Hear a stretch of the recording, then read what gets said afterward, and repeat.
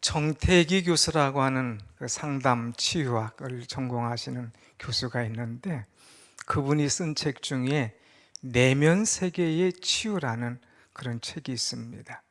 그 책 내용 보면 한 번은 이런 자기가 미국에서 공부할 때에 있었던 이야기를 쓴 글이 있는데, 미국의 목사가 이제 자기를 초청을 했습니다. 오늘 우리 미국 교회에 와서 설교 한번 해달라고 부탁을 받았죠. 그래서 이제 그 초청에 의해서 미국 교회에 가서 설교하기로 하고 교회에 딱 도착을 했는데, 이 교회에서 열심히 청소하는 분 한 분을 만나게 됩니다. 아주 젊은 분 같아요. 얼굴에 미소가 있어요. 열심으로 빗자루질하면서 청소를 하는 거예요. 야, 이 교회 참 귀한 분이 있구만. 교회 관리하는 분이 참 열심이구만. 이런 생각을 했지요. 그래서 이제 담임 목사실 갔을 때에 첫 이야기가, 자네 교회 참 관리하시는 분이 열심이구만. 아주 참 기쁨이 넘쳐. 아주 귀한 분을 두셨네 하고 이야기를 하죠. 그때에 그 미국 교회 담임 목사님이, 아니야, 우리 교회에 들어오시는 분이 처음 본 분이 관리 집사인 것 같지만 사실은 그렇지 않고 우리 교회 장로님이시네.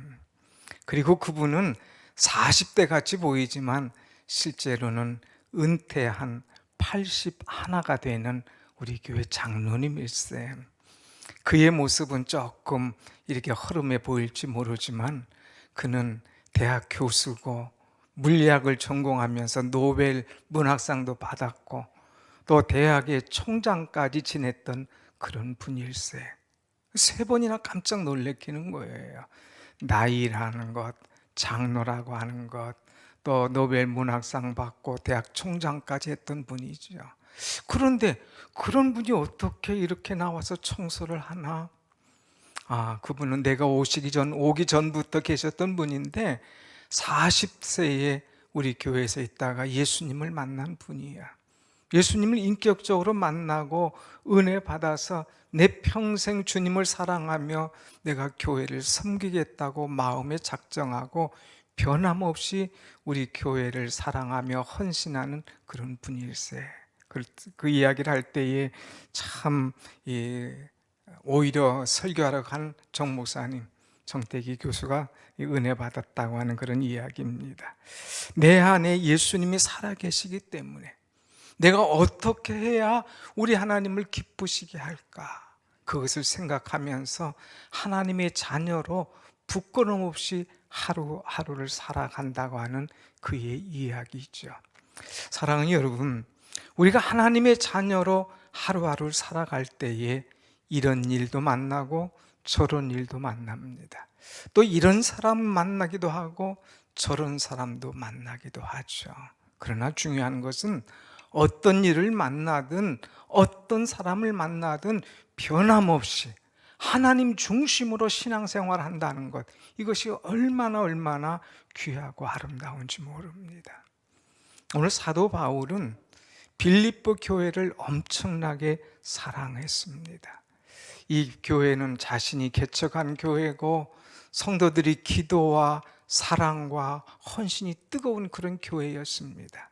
또 선교할 때에 후원하고 열심히 뒤에서 받쳐준 그런 교회였기 때문에 어느 교회보다 남다른 특별한 애틋한 사랑이 있는 그런 교회였죠. 근데 지난주에 설교한 것처럼 그 교회에 문제가 생겼습니다. 분열이 생기고 다툼이 생길 때에 이 감옥에서 그 이야기를 들은 이 사도 바울은 몹시도 마음이 아팠어요. 빌립보서 4장 2절에 유오디아와 순두개를 권하노니 하면서 그들이 서로 다툼과 문제가 있을 때에 가슴이 찢어지는 것 같았습니다. 그래서 사도 바울이 빌립보서 2장 5절에서 말씀했죠. 너희 안에 이 마음을 품으라. 곧 그리스도 예수의 마음이니. 너희 안에 이 마음을 품어. 곧 예수 그리스도의 마음이야. 그러면서 성도들은 한 마음과 한 뜻이 되어야 된다. 자기를 높이지 말고 자기를 겸손하게 낮추고 남을 오히려 더 낮게 높여주는 신앙생활을 해라. 더 나아가서 사람들을 날마다 돌보아주고 그리스도의 사랑으로 대하라 하는 메시지를 이제 전했는데, 우린 지난주까지 이 말씀을 보았습니다. 근데 오늘은 이제 사도 바울이 이 빌립보 교회를 향하여서 또 다른 권면을 하고 있는 것이죠. 오늘 빌립보서 2장은 첫 장에는 예수의 마음을 품으라, 그리고 두 번째는 하나님의 자녀답게 살아가라 하면서 권면해 주는 말씀을 통하여서 오늘 우리는 은혜를 받고자 합니다. 하나님의 자녀답게 살아가는 비결이 뭐냐? 그 말씀이 뭐냐? 오늘 여러분 12절 말씀 보면 우리에게 큰 도전을 가져다 주지요. 12절 말씀을 한번 같이 봅니다. 그러므로 나의 사랑하는 자들아, 너희가 나 있을 때뿐 아니라 더욱 지금 나 없을 때에도 항상 복종하며 두렵고 떨림으로 너희 구원을 이루라. 아멘.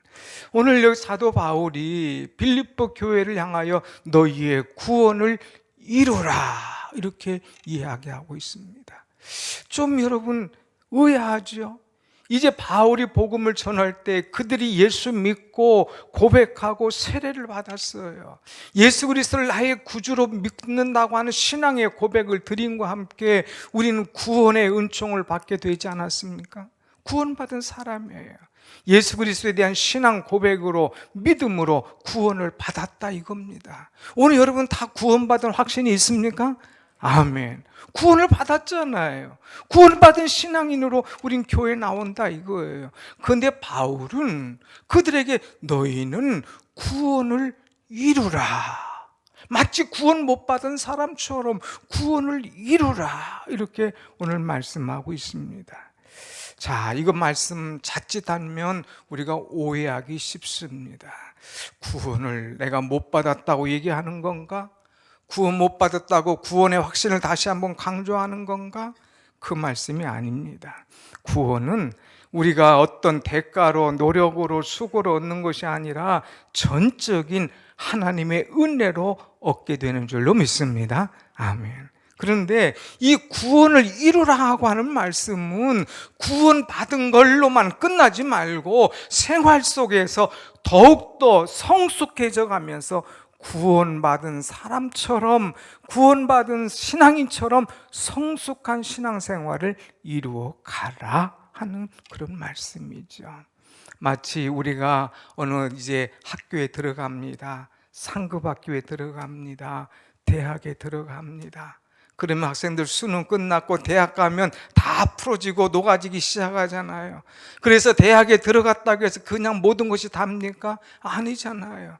일단 대학에 들어가면 그 학교 학생증 받고 거기에서 교수와 함께 공부하고 캠퍼스 생활하게 하죠. 근데 중요한 것은 합격만 한 것이 아니라 거기서 열심히 공부하면서 규칙을 배워가면서 성장해야 된다는 거예요. 졸업을 해야 된다는 거죠. 졸업하고 더 나가서 자기 전공에 따라서 하고 싶은 일에 따라서 일을 성취해 가면서 다른 사람에게 영향을 끼치는 그런 존재가 되어야 된다고 하는 것이죠. 쉽게 설명했지만 우리가 생명을 가지고 응하고 태어난 걸로 끝나는 것이 아니라 먹고 자라고 성숙하면서 또 다고다고가 아니라 이제 남에게 영광을 나타내면서 하나님의 영광을 나타내면서 다른 사람에게 영향력을 끼칠 수 있는 존재가 되어야 된다고 하는 것. 다시 말하면 이 빌립보 교회, 너희들은 예수 믿고 구원받은 것 그걸로 만족하지 말고 구원받은 자답게 거룩한 생활을 이루어 나가며 하나님께 영광 돌리는 그런 삶을 살아가라 하는 말씀입니다. 오늘 이 구원을 이루어 가라고 하는 것을 신학적으로 보면 세 가지 단계를 말할 수가 있어요. 조금 어려운 신학적인 용어지만 여러분이 다 들었던 말씀입니다. 이제 죄로 말미암아 죽을 수밖에 없는 우리가 예수 그리스도를 믿음으로 말미암아 구원받은 것, 이것을 가리켜서 칭의라 그럽니다. 이신칭의, 예수 그리스도를 믿음으로 말미암아 우리는 의롭다함을 받고 구원함을 얻었다고 하는 거예요. 구원받은 사람이 그걸로만 끝난 것이 아니라 열심히 신앙생활하고 말씀을 배우고 충성하고 헌신하고 사람들 도우면서 우리 신앙이 성숙해져 가야 된다는 거예요. 이것을 성화라 이렇게 얘기합니다. 성숙해지고 성화된 것으로 끝나는 것이 아니라 이제 주님 오실 때에 새하늘과 새 땅을 바라보면서 하나님께 영광을 돌리며 영화로운 그런 혼인잔치, 은혜잔치에 우리가 들어가는 것을 가리켜서 영화, 완전한 구원이라고 하는 것이죠.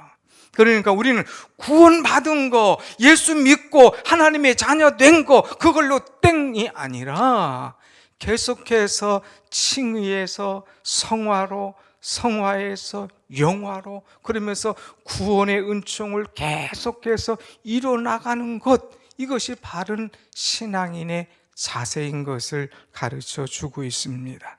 빌립보 교인들은 칭의의 이 은총을 받았어요. 예수 믿어서 구원받았어요. 그런데 바울이 떠나니까, 이제는 바울이 없으니까 구원받은 자로서의 삶을 놓쳐버리고 있습니다. 순두계와 이 요디아가 서로 다툽니다. 문제가 일어납니다. 교회가 분열됩니다. 세상 사람들에게 손가락질 받고 있습니다. 구원받은 자들이 사람들에게 빛을 나타나야 되는데 손가락질 받으니까 바울이 너무 아파서 너희의 구원을 이루라, 멈추지 말고 신앙생활을 위해서 계속해서 달려가라 하는 말씀이지요. 오늘 사랑하는 여러분, 우리는 구원받은 걸로 만족하지 말고 하나님의 자녀답게, 구원받은 사람답게 계속해서 성화롭게, 영화롭게 달려가는 우리가 되어야 될 줄로 믿습니다. 아멘. 그러기 위해서는 우리가 어떻게 해야 되겠느냐? 구원을 이루기 위해서 오늘 12절 앞부분 한번 다 같이 보겠습니다. 너희가 그러므로 나의 사랑하는 자들아, 너희가 나 있을 때뿐 아니라 더욱 지금 나 없을 때에도, 그 다음 뭐예요? 항상 복종하여 두렵고 떨림으로 너희 구원을 이루라 그랬어요. 오늘 보면 항상 복종하여 그랬어요. 이들은 바울과 함께 신앙생활할 때에 바울의 메시지에, 바울의 말씀에 항상 순종하고 복종했습니다. 그런 신앙의 자세를 가져라 이거예요. 나 있을 때뿐만 아니라 나 없을 때에도 항상 복종해야 된다. 누구에게? 예수 그리스도에게. 우리 신앙의 모델은 누구냐? 예수 그리스도인 거예요. 그래서 지난주에 말씀했죠. 너희 안에 이 마음을 품으라. 곧 그리스도 예수의 마음이니. 저는 하나님의 본체시나 동등된 것을 여기지 아니하시고 자기를 낮춰 십자가에 죽기까지 복종하셨느니라 하고 2장 8절에 말씀하고 있습니다. 자기를 낮추어서 어디까지? 십자가에 죽기까지 복종하신 것처럼 우리는 구원을 이루기 위해서 날마다 자신을 항상 복종시키는 자세가 있어야 된다는 거예요. 내가 하고 싶은 대로 행하는 사람이 아니라, 내가 하고 싶은 말대로 하는 사람이 아니라, 내가 하고자 하는 일을 하는 사람이 아니라, 하나님께서 원하시면 가고 하나님께서 원하지 않으면 설 수 있는 사람, 항상 하나님 앞에 복종할 수 있는 그런 신앙인이 되어야 된다 하는 말씀이죠. 또 나아가서 항상 복종할 뿐만 아니라 두렵고 떨림으로 너희 구원을 이루라 그랬어요. 신앙생활할 때 중요한 것이 뭐냐? 두려움이 있어야 되는 거예요. 떠는 그런 마음의 자세가 있어야 된다고 하는 것입니다. 두렵다, 떤다. 이것은 어떤 사물이나 사람 앞에 그냥 꼼짝 못하고 어쩔 줄 모르고 다리가 후들거리면서 떠는 그런 마음인 거예요. 여러분, 예배 드릴 때 여러분의 마음이 어떻습니까? 정말 두렵고 떠는 그런 마음으로 예배 드리십니까? 내 앞에 하나님이 계시다 이거. 하나님이 내 앞에 계신데 우리가 함부로 할 수 있습니까? 두렵고 떨린 거예요. 이사야서 6장 1절 말씀 보면 이사야가 하나님을 뵙게 됩니다. 하나님께서 이 하나님 보좌 위에 앉아 계신데 거기에 흰 두루마리로 쫙 내려와요. 거기에 스랍들이 그 주위를 돌면서 이제 거룩하다 거룩하다 하면서 이 스랍들이 천사들이 쫙 있어요. 그것을 볼 때에 이사야가 뭐라고 합니까? 이사야서 6장 5절 보면 화로다 나여 망하게 되었도다. 이제 내가 감히 하나님을 배웠으니 나는 두렵고 떨리노라. 나는 죽게 되었노라 하는 이런 고백을 할 정도로 하나님을 뵙는 그 마음의 자세가 어떤가를 우리에게 보여주고 있습니다. 사랑하는 여러분, 우리는 이런 하나님을 지금 뵙는 마음으로 하나님 앞에 항상 복종하고 두렵고 떨림의 신앙생활 할 때에 우리의 구원의 여정이 아름답게 더욱더 하나님께 영광 돌리며 이루어가게 되는 줄로 믿습니다. 아멘. 신전의식을 가지고 생활하면 이제 불화가 없어요. 갈등이라는 것이 있을 수가 없어요. 다툼이 언제든지 들어올 수가 없습니다. 신전의식을 가지고 있으면 항상 화평과 평강이 넘쳐나는 거죠. 하나님이 내 앞에 계신데 하나님 앞에서 하나님께 주시는 은혜와 평강이 넘친다는 것 얼마나 기쁜가. 그래서 우리에게 너희가 구원을 이루어가라. 항상 복종하고 두렵고 떨림으로 구원을 이루어가라 부탁하고 있어요. 두 번째는 하나님의 자녀답게 살아가는 비결이 뭐냐? 오늘 4절 말씀입니다. 14절 다 같이 봅니다. 시작. 모든 일을 원망과 시비가 없이 하라. 여기 신앙생활하면서 우리가 하는 일, 부딪히는 일이 있다 이거예요. 그럴 때마다 우리가 정말 마음에 두어야 될 것은 원망하지 말고 시비 걸지 말고 해라고 하는 거예요. 그런데 그 앞에 붙인 것이 있어요. 모든 일에 원망과 시비가 없이 하라. 하나님의 일을 할 때나 교회 일을 할 때나 가정에서나 직장에서나 사람과의 관계 속에서 원망하고 시비하지 않도록 모든 일을 은혜롭게 감당해 나가라 하는 부탁을 드리고 있는 것이죠. 여러분, 여기 원망이라고 하는 것은요, 하나님에 대한 불만이에요. 시비라고 하는 것은요, 사람에게 대한 불만이에요.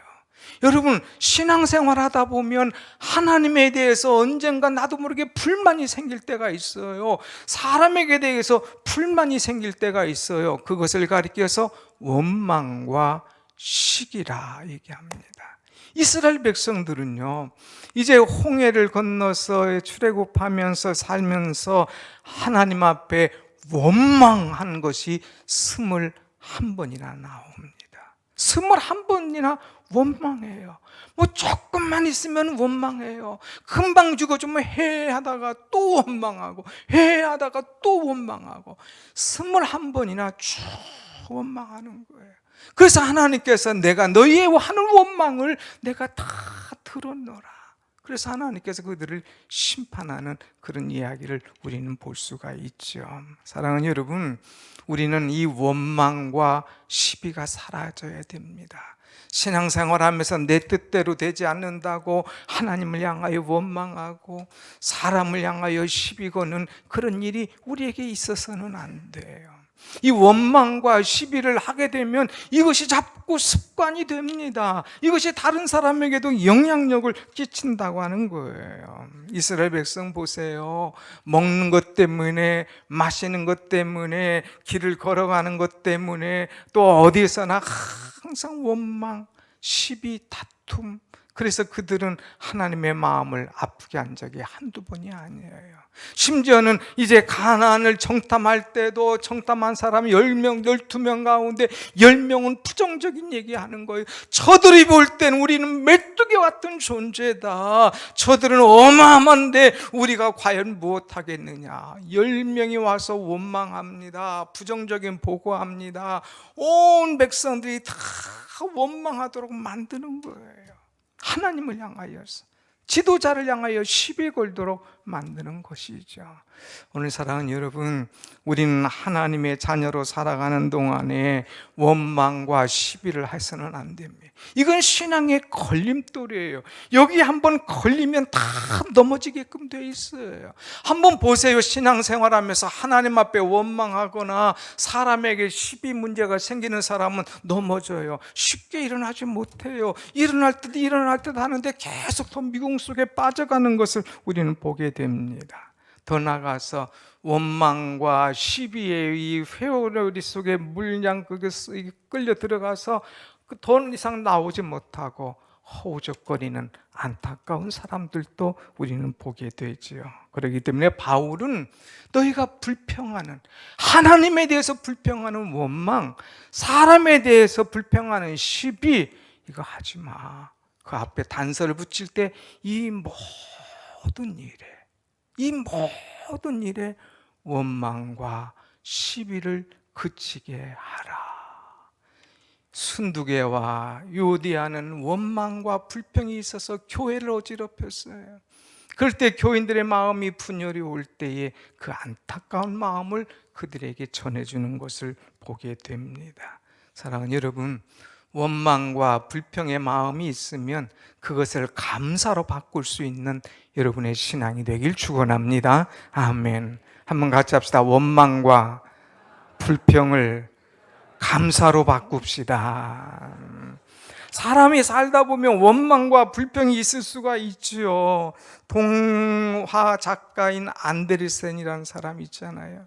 이 사람은 얼마나 가난했는지 몰라요. 그의 아버지는 구두 고치는 가난한 사람이었어요. 그의 어머니는 남의 집에서 빨래하면서 그것을 받아서 가정을 꾸려가는 그런 사람이었어요. 아버지, 어머니께 가난뿐만 아니라 아버지는 술만 먹으면 술골에 대해서 주정하면서 막 자식들을 때리는 그런 아버지였어요. 그런 가정에서 내가 어떻게 살까 원망스럽고 막 불평한 그런 그 세월, 그런 삶이었지만 그 속에서 이 사람은 오히려 가능성을 바라보는 거예요. 한 번씩 아버지가 안아주면서 술이 취하지 않았을 때 아이를 끌어안으면서 사랑한다고 하고 그들에게 재미있는 이야기를 해줄 때에 아버지 얘기를 들으면서 꿈을 꾸는 거예요. 어리지만 그래, 내가 원망스러운 거 생각하지 말고 좋은 것, 아버지께서 내게 준 그 사랑을 내가 기억하면서 살겠노라, 좋은 생각을 하는 거예요. 나는 불편한 환경 속에서도 좋은 것, 축복된 것을 붙들겠노라 하는 그런 마음으로 살아가죠. 그래서 그는 글을 쓰기 시작합니다. 그 글이 세계적으로 모든 사람에게 도전과 어린이들에게 꿈을 주는 그런 글이 되었습니다. 그러면서 나중에 그가 고백하기를, 여러분, 내가 이 성냥팔이 소녀 이 글을 썼던 이유를 아십니까? 내가 성냥팔이처럼 어렵고 힘들었기 때문에 내가 그 마음으로 이 글을 썼습니다. 미운 어리 새끼, 나는 저런 미웃고 나처럼 못생기고 나처럼 이렇게 외톨이가 어디 있습니까?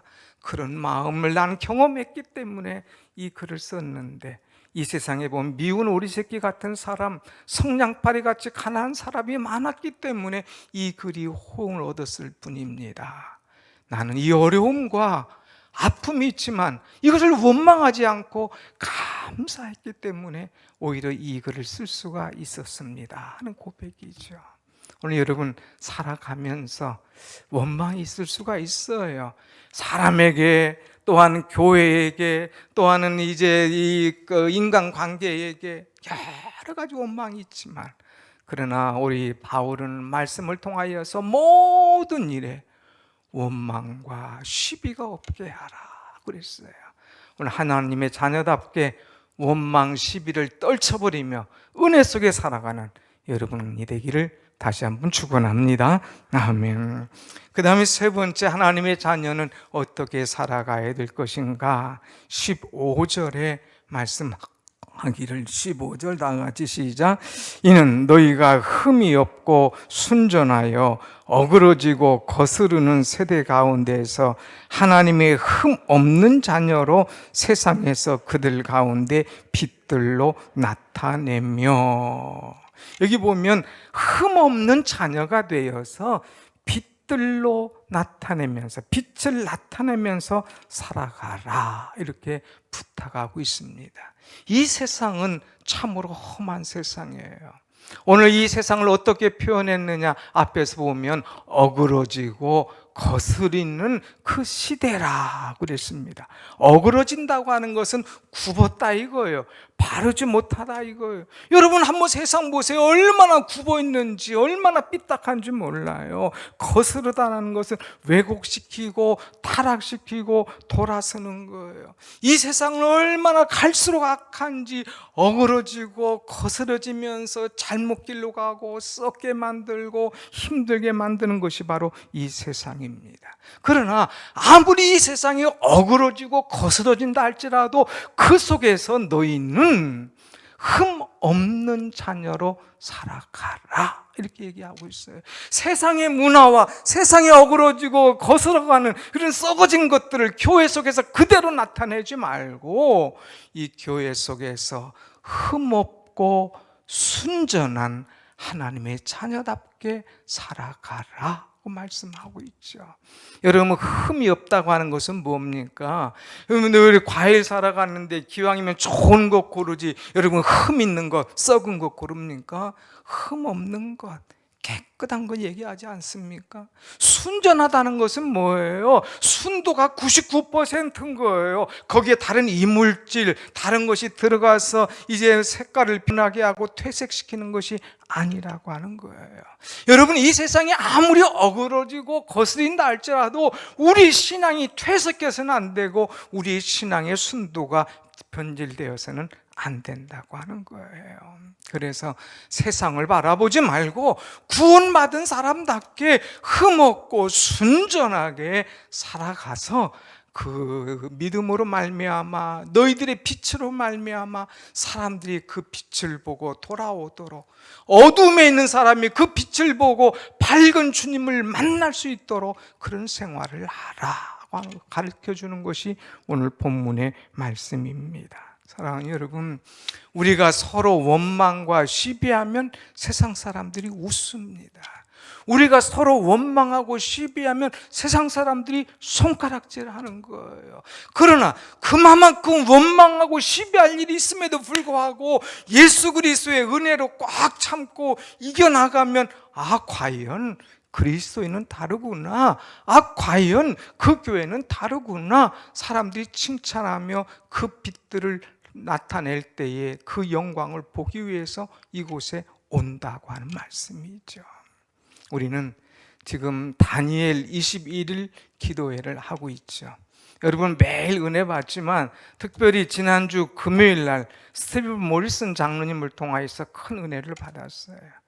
다 금요일 날 나와서 같이 예배드리자고 했는데 말씀에 순종해서 정말 많은 분들이 와서 함께 찬양하고 은혜 받는데, 특별히 이 스티븐 모리스라는 사람은 한국 사람이에요.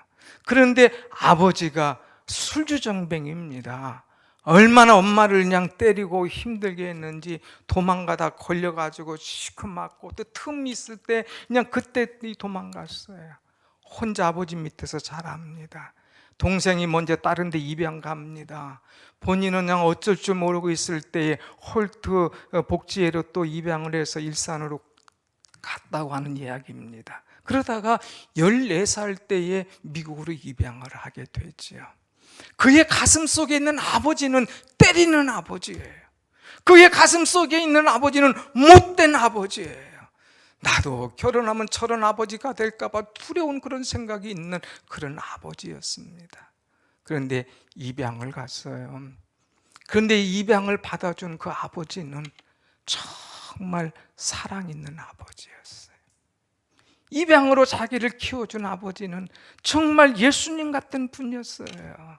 그래서 입양받아서 그가 그 가정에서 자라면서 그 아버지를 보고 아하, 나도 저런 아버지가 돼야 되겠구나, 아버지의 마음은 저런 마음이어야 되겠구나 하는 것을 싹 받아들이는 거예요. 그러면서 아버지에 대한 과거의 상처를 다 지워버립니다. 아버지에 대한 미움을 다 없애버립니다. 나도 우리 새로 입양해 주신 아버지가 믿으시는 그 예수님처럼 나도 내 아버지를 용서해 줘야겠다. 나도 이런 아버지처럼 사랑 있는 아버지가 되어야 되겠다. 나도 아버지가 믿는 예수님을 나도 믿어야 되겠다. 그래서 예수님을 인격적으로 자기의 신앙의 고백으로 주로 고백하고 예수를 구주로 영접하죠. 그러면서 생활이 달라지는 거예요. 그분이 자기의 자녀가 둘이 있는데 또 둘 입양하고 또 마지막 이 스티브 모리슨이 아이를 입양하면서 얼마나 행복했는지, 그러면서 나중에 둘만 있을 때에 내가 이 땅에 있는 동안 세 가지 잘한 것이 있는데, 하나님을 나의 구주로, 나의 이 사랑하는 이 너희 엄마 아내를 나의 하나로 삼은 것, 그리고 너를 내가 입양한 것, 이것을 내가 잘한 것이라고 생각한다 하면서 얼마나 아버지가 기뻐하는지 그 모습을 보고 아주 같이 기뻐하면서 은혜가 충만했다고 하는 그런 간증이에요. 그래서 그 가정에 있으면서 미 항공 우주항공 이 수석 연구원으로 GPS를 이제 만들어낸 그런 일을 한 사람으로 간증하는 것을 보았습니다. 무엇을 말하고자 합니까? 내가 정말 사랑의 빛을 나타낼 때에, 내가 주님의 모습을 나타낼 때에 그것이 빛이 되어서 그 사람에게 엄청난 도전과 그 사람 마음속에 박혔던 못과 상처를 다 뽑아내게 한다고 하는 말입니다. 사랑하는 여러분, 흠없는 사람, 정말 내가 예수님을 나의 구주로 영접해서 빛된 삶을 살아서 나를 본 사람이 빛을 나타내고, 나를 만난 사람이 빛을 만나서 그 모든 어둠을 몰아내게 할 수 있는 그런 은혜가 여러분과 우리 교회에 있기를 간절히 소원합니다. 아멘. 이 교회가 서게 되면 사람들이 모이죠. 이사 와서 오시는 분도 있지만 때로는 교회에 상처받아서 오는 분도 있어요. 또는 목회자에게 상처를 받아서 오는 분도 있어요. 때로는 성도들에게 상처받아서 오는 분도 있어요. 때로는 얼마나 교회에서 일을 많이 했는지 더 이상 이제 일에 지쳐서 일에 상처가 돼서, 봉사에 상처가 돼서 오신 분도 있어요. 그러나 어떤 상처가 있든지 이 속에서 신앙생활하는 동안 다시 한번 주님을 깊이 만나고 그 상처를 회복하고, 그래, 나도 나가서 흠없는 빛의 사람이 되어서 다른 사람에게 영향력을 끼치는 존재가 되야겠구나 하는 우리 교회가 된다면, 여기서 다 녹아지고 새로워지고 하나님의 사랑의 빛의 사자가 되어서 주께 큰 영광을 나타내는 우리 교회가 될 줄로 분명히 믿습니다. 아멘. 우리가 이렇게 만들어 갑시다. 주변에 어려운 사람이 있으면, 상처받은 사람이 있으면 흠없는 우리가 그들에게 가서 빛을 나타내주며 사랑을 줄 수 있는 그런 존재가 된다면 얼마나 주님 기뻐하실까. 그래서 사도 바울이 마지막으로 결론으로 그들에게 주는 것이 뭐냐, 내가 기뻐하노니 너희도 기뻐하라 하면서 기뻐하라고 가르쳐주고 있어요. 신앙생활하는 하나님의 자녀가 우선적으로 무엇보다도 중요하게 여길 것은 기뻐하는 그런 신앙생활입니다. 거기 말씀 앞에 보면 17절에 만일 너희 믿음의 재물과 섬김 후에 내가 나를 전제로 드릴지라도, 나는 기뻐하고 너희 무리와 함께 기뻐하리니. 전제라고 하는 것은 뭐냐? 이제 하나님 앞에 이제 짐승을 잡아서 제사를 드릴 때 마지막 하는 이제 모습입니다. 이제 머리에 손을 얹고 내 죄를 내가 대신해라 하고 이제 안수한 후에 이제 전제물을 쏟아 부었습니다. 그러면서 그가 이제 다 죽어나가는 거죠. 이제 나의 제물과 전제로 나를 드릴지라도 나는 기뻐하고 라고 하는 것은 내가 이제 이 옥중에서 순교할지라도 나는 기뻐하리라. 나는 주를 위해서 죽을지라도 나는 기뻐하노라. 내가 기뻐하노니 너희도 기뻐하라. 신앙생활하면서 기쁨의 신앙생활을 하라. 이렇게 당부하고 있습니다. 사랑하는 여러분, 여러분의 신앙생활이 즐겁습니까? 기쁩니까? 혹시라도 그렇지 못하다면 다시 한번 내 신앙생활을 점검해서 하나님의 자녀답게 우린 살아가야 돼요. 그래서 날마다 기뻐하면서 정말 춤을 추면서 아까 그 장로처럼 정말 기뻐하면서 주를 위해서 헌신할 수 있는 그런 은혜가 있다면 얼마나 우리가 새로워질 것이냐 하는 것이죠. 하나님의 자녀는 어떤 것입니까? 오늘 우리의 정체성을 분명해야 됩니다. 하나님의 자녀답게 구원을 이루어가면서 하나님의 자녀답게 모든 일에 원망과 시비를 그치면서 하나님의 자녀답게 흠없이 살고 다른 사람에게 빛을 나눠주면서 빛을 나타내면서 기뻐하고 즐거워하는 그런 신앙생활, 우리 주님 오시는 그날까지 계속하기를 간절히 축원합니다. 아멘. 기도하겠습니다.